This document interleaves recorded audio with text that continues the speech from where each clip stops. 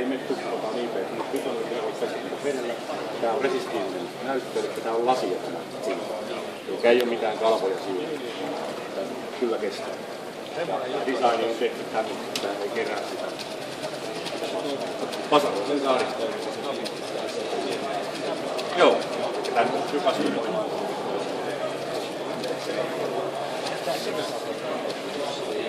Joo. Siinä ei joku huomioon.